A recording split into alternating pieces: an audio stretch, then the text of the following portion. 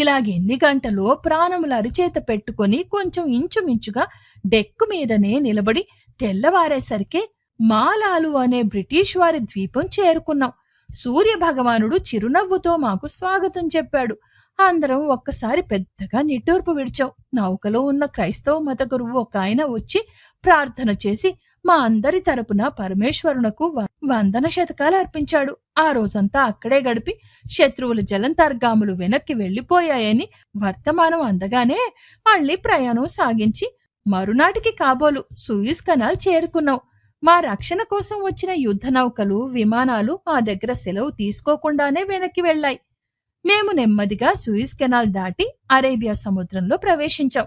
కొంత దూరం వచ్చేసరికి అక్కడ కూడా శత్రు నౌకలు, జలాంతర్గాములు ఉన్నాయని, అంత క్రితం రాత్రే ఎవరివో 2 ఓడలను ముంచేశాయని, బహు జాగ్రత్తగా వెళ్లవలసిందని మా ఓడకు వర్తమానం అందింది.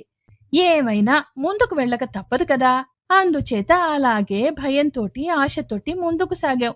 ఆ రాత్రి కూడా చాలాసేపు చాలా మంది డెక్ మీదనే కాలక్షేపం చేశాం. మన దేశ సమీపానికి చేరుతున్నాం గనక చలి కాని మంచు కాని లేదు. ప్రాణానికి ఎంతో హాయిగా ఉంది. ఎవరితోటి మాట్లాడకుండా ఎవరి ఆలోచనల్లో వాళ్ళున్నారు.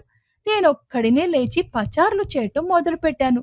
ఏదో ఆలోచనలో నుండి తల పైకెత్తి ఆకాశం కేసి చూసేసరికి చంద్రగ్రహణం కనిపించింది. ఆ దృశ్యం ఎంతో అందంగా కనపడ్డది. అడుగున సముద్రం, పైన అనంత ఆకాశం, నడుమ ప్రాణభీతితో హడలిపోతున్న ఈ అల్ప మానవులు.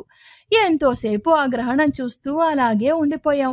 ఆ గ్రహణ సమయాల్లో జరిగే తతంగం అంతా జ్ఞాపకం వచ్చింది. ఎలాగో ఆ రాత్రి గడిచి తెల్లవారింది. అలా ప్రయాణం చేస్తూ మరో రాత్రి కూడా గడిపితే భారతదేశం సమీపిస్తుంది. క్షేమంగా చేరగలమనే ధైర్యంతో ప్రయాణిస్తూ ఒకనాటి ఉదయం 8 గంటలకు బొంబాయి రేవులోకి మా ఓడ ప్రవేశించింది. అందరికీ అంతులేని ఉత్సాహం, ఆనందం కలిగింది.